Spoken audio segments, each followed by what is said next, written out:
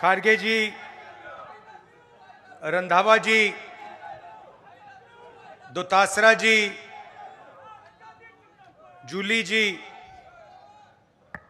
सचिन पायलट जी, जीतू पटवारी जी, उमंग सिंघार जी, दिग्विजय सिंह जी, कमलेश्वर पटेल जी, CP Joshi ji, गिरजा व्यास जी, रघुबीर मीना जी, अर्जुन बमानिया जी, ताराचंद भगोरा जी, stage पे वरिष्ठ नेता, हमारे कार्यकर्ता भाइयों और बहनों, प्रेस के हमारे मित्रों, आप सबका यहां बहुत बहुत स्वागत, नमस्कार। थोड़ा प्रोग्राम लेट चल रहा है, आपको यहां थोड़ा ठहरना पड़ा, इसके लिए मैं आपसे माफी मांगता हूं। एक साल पहले कन्याकुमारी से कश्मीर तक हम भारत जोड़ो यात्रा पे चले। राजस्थान से निकले, 4000 किलोमीटर समुद्र से हिमालय तक चले और रास्ते में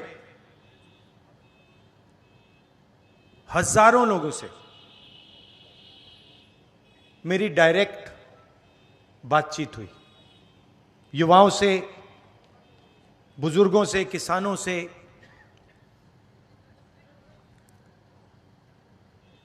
शायद उस साल मैंने हिंदुस्तान में सबसे ज्यादा लोगों से बात की। शायद मैं ही वो व्यक्ति हूं जिसने सबसे ज्यादा लोगों से बात की। 8 घंटे, मिनट के बाद मिनट के बाद मिनट के बाद मिनट, कोई नया आता था, अपनी बात रख के चला जाता था। किसानों ने अपनी बात रखी और हमने अपने मैनिफेस्टो में उनके लिए एक क्रांतिकारी काम किया है। पहली बार हिंदुस्तान में लीगल गारंटी किसानों की एमएसपी के लिए दिया है हमने। मतलब कानून बनाया है कि उनको लीगल एमएसपी मिलनी चाहिए। जो किसान दिल्ली की ओर चल रहे हैं, जिनको सड़कों पे रोका जा रहा है, उनकी मांग हमने पूरी कर दी है अपने मैनिफेस्टो में। जाति जनगणना की मैंने बहुत बात की है। थोड़ा सा आज कहना चाहता हूं। देश में 50% पिछड़े वर्ग के लोग हैं, 8% आदिवासी भाई बहन हैं, 15% दलित हैं और तकरीबन 15% माइनॉरिटीज हैं। सब मिलाकर तकरीबन 90% हिंदुस्तान की आबादी या दलित, आदिवासी, पिछड़ा, माइनॉरिटी। उसमें आप 5% और गरीब जनरल कास्ट के लोगों को मिला दीजिए। यह है हिंदुस्तान की आबादी। मगर अगर हम हिंदुस्तान की संस्थाओं को देखें, हिंदुस्तान के बजट को देखें, हिंदुस्तान के धन को देखें, तो इन लोगों की भागीदारी नहीं है, कहीं भी नहीं है। मैं आपसे पूछता हूं, आदिवासी वर्ग हैं यहां पर, राष्ट्रपति आदिवासी हैं हैंगे ना? ठीक है। राम मंदिर का इनॉग्रेशन हुआ, आपको टीवी पे उनका चेहरा दिखा? क्यों नहीं? ये फिर से बोलो, क्यों नहीं? क्योंकि वो आदिवासी हैं, हिंदुस्तान की राष्ट्रपति हैं, मगर उनको सीधा मैसेज दिया गया कि राम मंदिर के इनॉग्रेशन में आप राष्ट्रपति हो, कुछ भी हो, आप आदिवासी हैं, आप अंदर नहीं आ सकती हैं। सोच वहां से शुरू होती है। आपने टीवी देखा, राम मंदिर के इनॉग्रेशन में आपने किसी गरीब को देखा? किसान, मजदूर ना था? कौन था? अंबानी था, अदानी था, बॉलीवुड की पूरी लाइनअप थी, सारे के सारे थे, उद्योगपति अरबपति थे, मगर राम मंदिर के इनॉग्रेशन में एक गरीब नहीं था, एक किसान नहीं था, एक बेरोजगार युवा नहीं था, एक विकलांग नहीं था, कोई नहीं था। दो हिंदुस्तान बने हुए हैं, एक 5% वाला और दूसरा बाकी लोगों का। और किसी भी एरिया में आप देखो, कहीं भी देखो,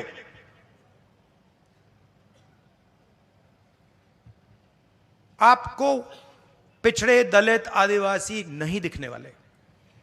हिंदुस्तान की सबसे बड़ी 200 कंपनियों की लिस्ट निकालो, उनके मालिकों के नाम पढ़ो, एक आदिवासी नहीं मिलेगा आपको। मैंने चेक किया है, मैंने लिस्ट निकाली है सबकी, इनके सीनियर मैनेजमेंट की लिस्ट निकाली है। अदानी जी आपकी जमीन लेते हैं,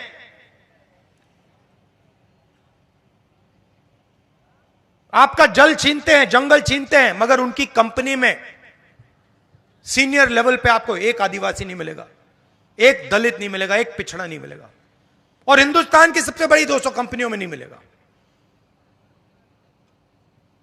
मीडिया में देखो, खारगे जी कह रहे हैं सिर्फ नरेंद्र मोदी दिखते हैं। कारण है,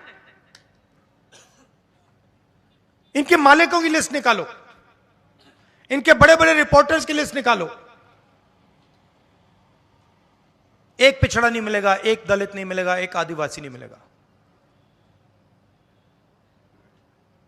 90% हो आप हिंदुस्तान के, 90%। उसमें गरीब जनरल कास्ट भी जोड़ दो, 5% और ले लो, और जोड़ दो। मीडिया में आपका कोई नहीं, बड़ी कंपनियों में आपका कोई नहीं। हिंदुस्तान के बजट को 90 लोग चलाते हैं, आईएएस अफसर हैं। राजस्थान में भी वही है, यहां पे राजस्थान की सरकार को 60-70 लोग चलाते हैं। उनकी लिस्ट निकालो। दिल्ली वाली मैंने निकाली है, उत्तर प्रदेश की निकाली है, राजस्थान की नहीं निकाली है, निकाल दूंगा। आपको एक आदिवासी नहीं मिलेगा।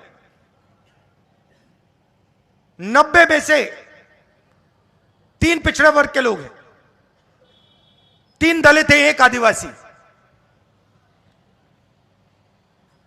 अगर हिंदुस्तान की सरकार 100 रुपए खर्च करती है बजट में, तो आदिवासी अफसर जिनकी आबादी 8% है, वो 100 रुपए में से 10 पैसे का निर्णय लेता है।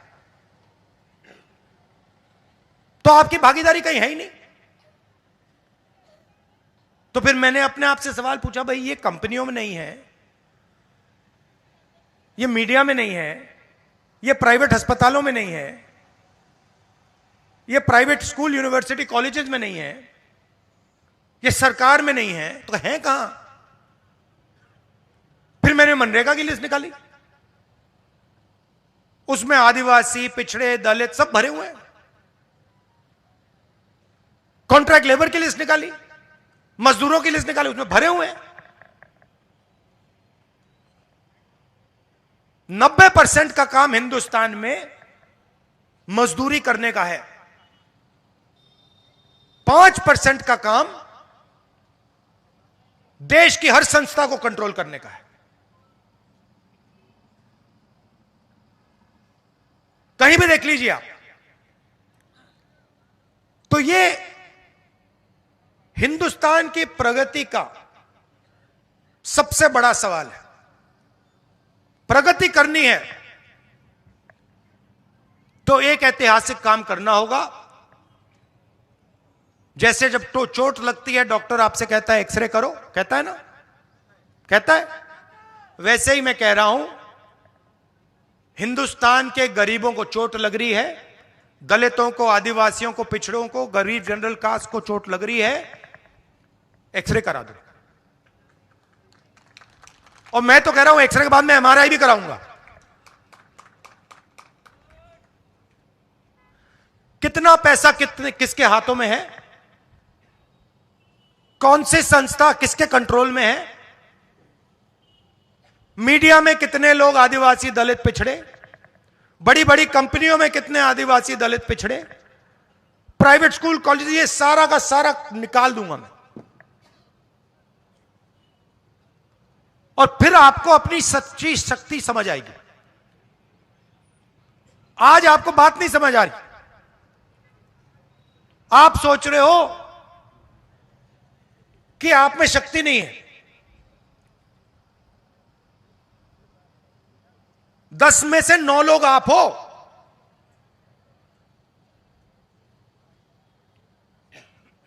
और आपके सब रास्ते बंद कर दिए।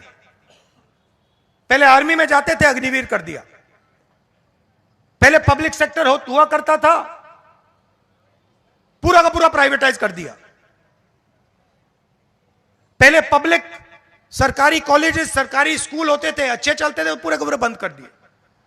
पहले सरकारी अस्पताल होते थे, बंद कर दिए प्राइवेट। तो जब भी आपके जेब से पैसा निकलता है, वही 5% के जेब में जाता है। पेट्रोल का पैसा भरते हो, 5% के जेब में जाता है।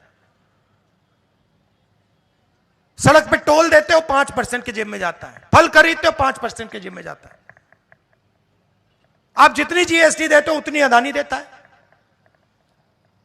आप टी शर्ट खरीदो, 200 रुपए की टी शर्ट खरीदो, 300 रुपए की टी शर्ट खरीदो, वो खरीदे, जितनी आप देते हो उतनी वो देता है।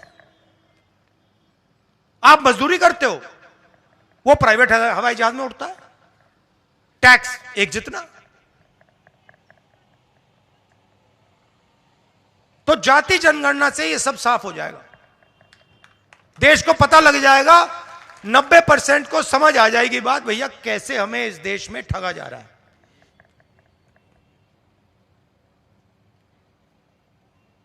भारत जोड़ो यात्रा में सबसे बड़ा मुद्दा बेरोजगारी थी। युवा आते थे, मैं पूछता था क्या करते हो? राहुल जी बीटेक हूं, एमबीए किया,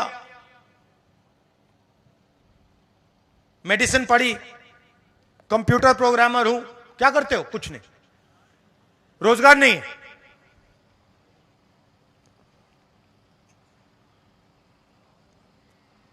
दिल्ली रेलवे स्टेशन में एक युवक कुली का काम कर रहा था, मेरे पास आता है, राहुल जी मैं तो इंजीनियर हूं, सिविल इंजीनियरिंग की है मैंने, 5-10 लाख रुपए मैंने प्राइवेट इंस्टीट्यूशन को दिए, अब मैं कुली का काम कर रहा हूं। नरेंद्र मोदी जी कहते हैं पकोड़े बेचो।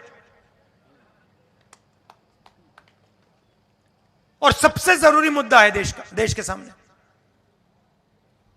तो आज मैं आपको यह बताना चाहता हूं कि हिंदुस्तान के युवाओं के लिए, आदिवासी युवाओं के लिए, पिछड़े वर्ग, दलित, गरीब, जनरल कास्ट के युवाओं के लिए कांग्रेस पार्टी क्या करने जा रही है। सबसे पहला कदम हमने गिनती की है,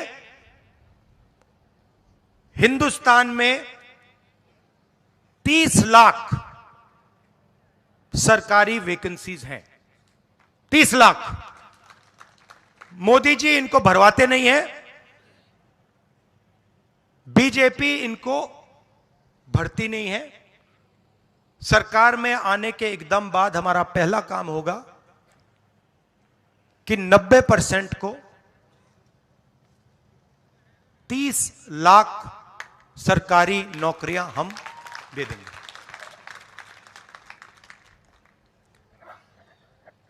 दूसरा ऐतिहासिक काम,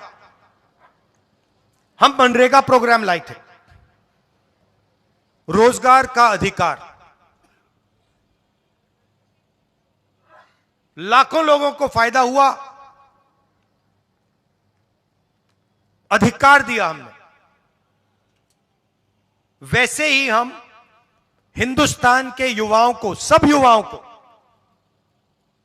अप्रेंटिसशिप का अधिकार देने जा रहे हैं।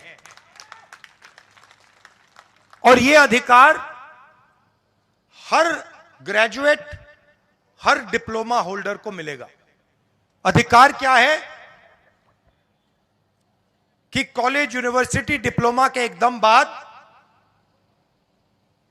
1 साल के लिए हर ग्रेजुएट को प्राइवेट कंपनी में, सरकारी ऑफिस में 1 साल की अप्रेंटिसशिप दी जाएगी और 1 लाख रुपए उसे 1 साल में दिया जाएगा।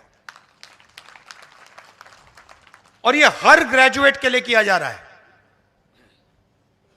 ये जो लाखों लोग कह रहे हैं कि हम बेरोजगार हैं, कॉलेज के एकदम बाद अगले दिन इनको अप्रेंटिसशिप मिल जाएगी और यह अधिकार होगा। यह ऐसे नहीं होगा कि भैया हमें देना है तो देंगे, नहीं देना तो नहीं देंगे। यह मनरेगा जैसा अधिकार होगा, कानूनी अधिकार अप्रेंटिसशिप का आपको दे रहे हैं। इससे देश में करोड़ों युवाओं को फायदा होगा, ट्रेनिंग मिलेगी और पहला साल का, एक प्रकार से पहले साल का रोजगार मिलेगा। भारत जोड़ो यात्रा में बहुत सारे युवा आए, कहते हैं राहुल जी हमने एग्जाम की तैयारी की, हम गरीब हैं, 3-4 महीने हमने मतलब रात दिन कर दिए, कर दिए। एग्जाम के दिन पता लगता है 5% वालों के टेलीफोन पे पेपर लीक।